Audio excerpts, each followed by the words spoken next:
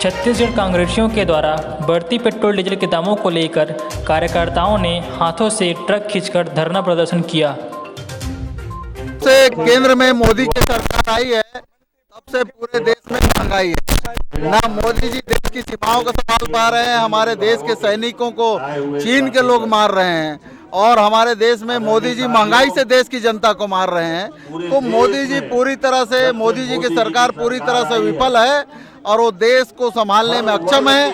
और आज महंगाई सुरसा की मुंह की तरफ बढ़ रही है, उसको रोकना है तो केंद्र से मोदी को भगाना ही होगा।